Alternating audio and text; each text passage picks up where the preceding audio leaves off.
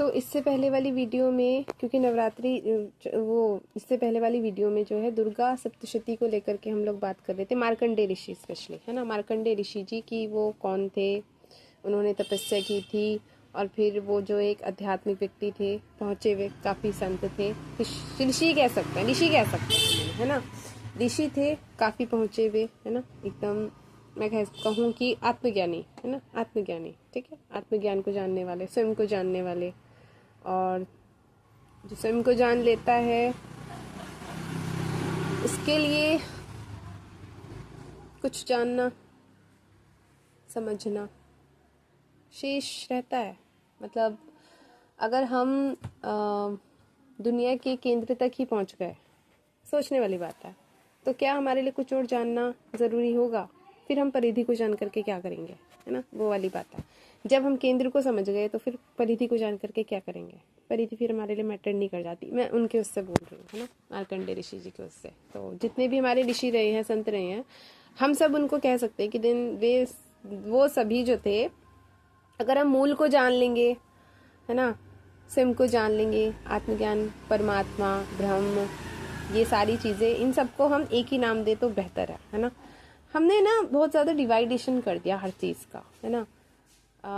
संतों ने अगर अपने को ही जाना, स्वयं को जाना, परमात्मा को जाना, तो हाँ, उन्होंने एक अलग नाम बता दिया उनको, लेकिन हमने फिर उसको एक अलग धर्म का रूप दे दिया। हालांकि जाना उन्होंने भी वही था, है ना, जो हमारे ऋषियों ने जाना, जो हमारे महात्माओं ने जाना, वही संतों ने भी जाना, वही ईसा ने भी जाना, वही बुद्ध ने भी जाना, इन सब ने वही जाना, कुछ अलग नहीं जाना, वही जाना।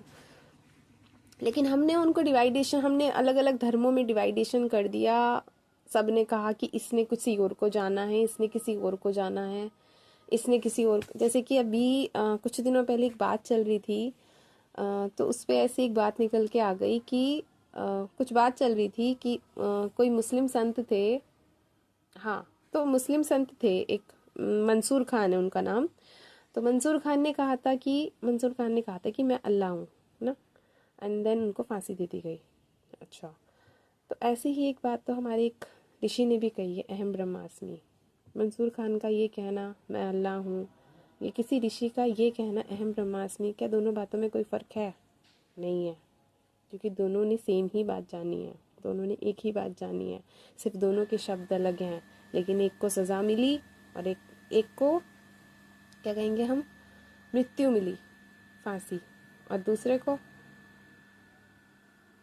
मृत्यु तो नहीं मिली होगी, क्योंकि उसने अपनी बात को बताने का एक, मैं कहूँ, बहुत अच्छा माध्यम भी रखा, है ना, भाषा, है ना। उसने अपनी बात एक ऐसे शब्दों में पिरो करके रखी जो उस समय के लोगों को समझ में आनी थोड़ी मुश्किल थी। ये ज़रूरी है ना। ये छोटी सी बात है पर समझने वाली है। उसी तरीके से जो हमारे ऋषि लोग रहे हैं, पुराणों की जो कहानियाँ हैं, या मार्कंडेय ऋषि जी का दुर्गा सप्तशती का ग्रंथ है, रामायण है, महाभारत है, जो भी है, क्या हम ये नहीं कह सकते कि इन लोगों ने भी कहानियों के माध्यम से, ग्रंथ के माध्यम से कुछ समझाने की कोशिश की है ना। सच बहुत कड़वा होता है, बहुत बहुत कड़वा, ठीक है, सच किसी के गले नहीं उतरता, है ना। लेकिन जो उसे जानते हैं, जो उसे समझते हैं, उनके लिए ज़रूरी होता है बोलना, बोलना बहुत ज़रूरी होता है, क्योंकि मुश्किल होता है उन लोगों के लिए ये देखना कि सच रियलिटी में जो है, लोग उससे बहुत दूर हैं, है ना, बहुत ज़्यादा दूर। और वैसा अगर उनके सामने हम कुछ बोल देंगे, उसकी बिल्कुल विपरीत, जो उनके दिमाग की सोच से भी परे ऐसा कुछ बोल देंगे, देन वो क्या करेंगे?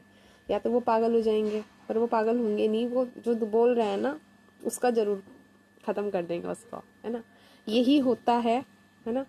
साफ साफ सीधे सीधे शब्दों में बात बोली जा सकती है, लेकिन उसका रिजल्ट क्या होगा?